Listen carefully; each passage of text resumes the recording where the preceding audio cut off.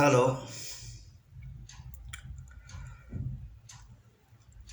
આજથી 57 વર્ષ પહેલાં હું જ્યારે પોરબંદરમાં મહર્ષિ દયાનંદ સાયન્સ કોલેજ એટલે કે એમડી સાયન્સ કોલેજમાં પ્રી સાયન્સમાં અભ્યાસ કરતો હતો,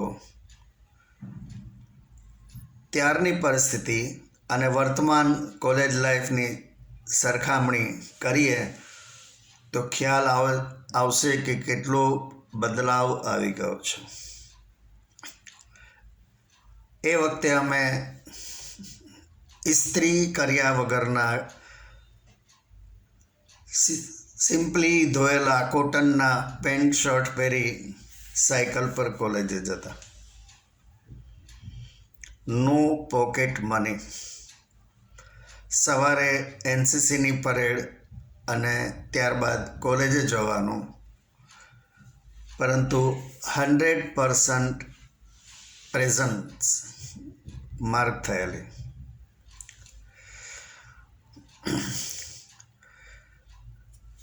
કોલેજની બહાર કોઈ ટી સ્ટોલ કે કોઈ ખાણીપીણીનો સ્ટોલ ન હોય.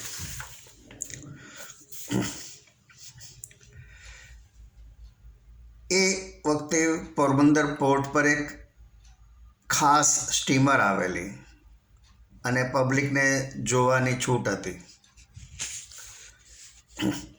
પરંતુ તે વખતે સ્ટીમર પોરબંદરમાં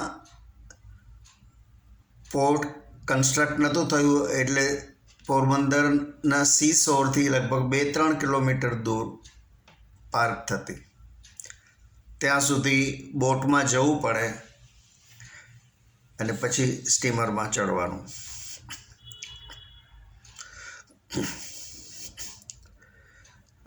અમારા ક્લાસના સ્ટુડન્ટ્સને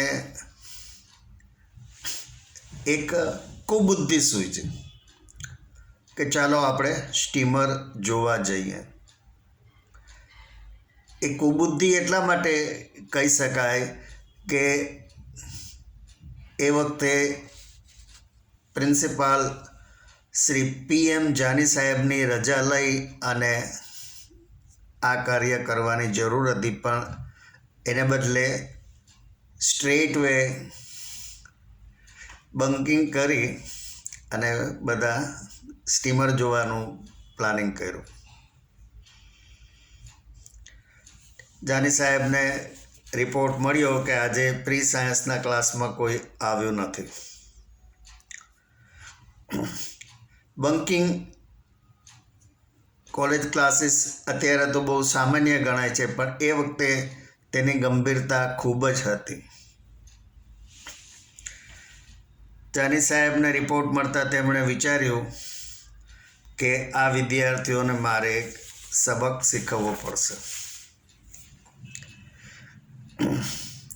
બીજે દિવસે સવારે તેમણે અમને કહ્યું કે આજથી તમારું શિક્ષણ કાર્ય બંધ થાય છે. તમે સૌ ઘરે જાઓ. પરંતુ આ બાબતની ગંભીરતા એ વખતે ખૂબ ગણાતી. અમે સૌ શર્મિંદા થઈ ગયા, ક્ષોભ લાગ્યો. અમે અમારી ભૂલ સ્વીકારી ત્યારે જાની સાહેબે એક જિંદગીમાં ઉપયોગી થાય એવી એક શીખ આપી અમને. તેમણે કહ્યું કે જિંદગીમાં તમે ઘણી વખત એવા મોડ પર પહોંચી જશો કે જ્યાં 2 રસ્તા દેખાશે. પહેલા રસ્તામાં તમારું શ્રેય રહેલું હશે અને બીજો રસ્તો તમને પ્રિય હશે. હંમેશા જેમાં તમારું શ્રેય રહેલું હોય તેવો પહેલો રસ્તો પસંદ કરજો, જે તમારા માટે બહુ લાભદાયક રહેશે. પછી અમે સૌ નતમસ્તકે ક્લાસમાં ગયા અને અભ્યાસ ચાલુ થયો. આવી કલ્પના અત્યારે થઈ શકે ખરી? અત્યારે તો મેં એવું જોયું છે કે કોલેજ એડમિશનની બહુ ચિંતા કર્યા વગર સારામાં સારા ગણાતા વધારે રેપ્યુટેશનવાળા ટ્યુશન ક્લાસીસની ફી ભરી અને તેમાં એડમિશન કન્ફર્મ કરવાની વધારે લોકોને ચિંતા છે. અને કોલેજ એડમિશન પ્રોસેસ ચાલતી હોય દરમિયાનમાં ક્લાસીસમાં અભ્યાસ પણ ચાલુ થઈ જાય છે. એ વખતે અમારું ભણતર માત્ર ટેક્સ્ટ બુક્સ ઉપર જ ચાલતું હતું. નો ગાઈડ બુક્સ, નો ટ્યુશન ક્લાસીસ. પરંતુ હવેનું ભણતર માર્કશીટ લક્ષી છે. જવાબો ગોખી નાખો. 10મા ધોરણમાં સંસ્કૃતમાં 90 માર્ક્સ લાવનાર વિદ્યાર્થી સંસ્કૃતના 2 વાક્યો વ્યવસ્થિત બોલી શકશે નહીં.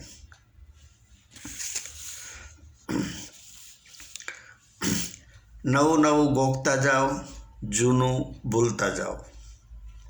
રિયલ નોલેજ કરતાં માર્કશીટ ખૂબ અગત્યની છે.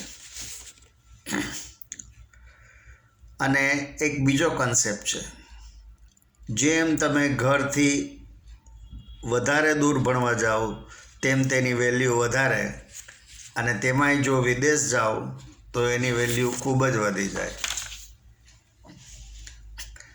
એનો અર્થ એ થયો કે એમડી સાયન્સ કોલેજ પોરબંદરમાં શીખવાતું બાયોલોજી કરતાં મુંબઈ, પૂના અને બેંગ્લોરમાં શીખવાતું બાયોલોજી વધારે ઊંચા પ્રકારનું હોય, અને તેના કરતાંય વિશેષ તો વિદેશમાં શીખવવામાં આવતું બાયોલોજી.